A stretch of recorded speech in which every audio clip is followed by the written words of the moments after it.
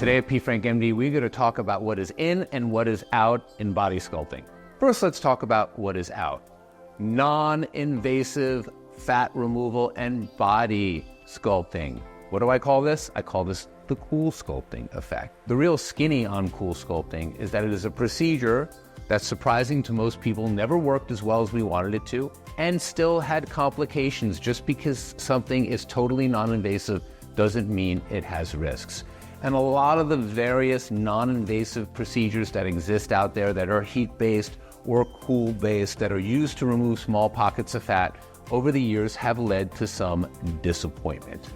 I have many of these devices. They do work in certain circumstances, but the majority of patients that come in for fat removal usually have more fat than these technologies can approach. Also, so many of my body sculpting patients have had procedures like this that have actually had complications more than minimally invasive micro liposuction.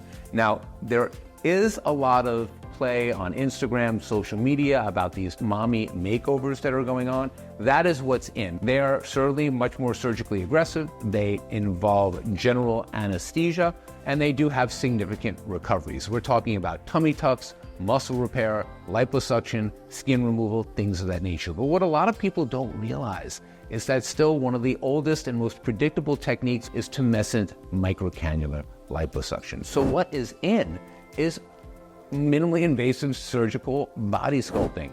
And the technique that I perform is a 24-hour recovery. It's performed solely under local anesthesia. And we have some modernizations with lasers and ultrasounds and microneedling devices that really allow us to help with fat melting, skin tightening, and also some of the scar tissue and complications that we saw of prior devices like CoolSculpting. Now, a lot of patients will say to me, Dr. Frank, everyone's on Ozempic now, these GLP-1 agonists that are out, Mounjaro, Ozempic, like why does anyone need liposuction of any kind? But what I've always said is that I am the last 5 to 10 pounds. I am not the first 10. For people out there who have weight loss or dietary or lifestyle issues, I've always referred patients to nutritionists, trainers, and now we have endocrinologists and medications that could be really helpful for people who need significant weight loss. Where I come in is that last area, those 5 to 10 pounds that are resistant to diet and exercise. So tumescent microcannular liposuction is still a gold standard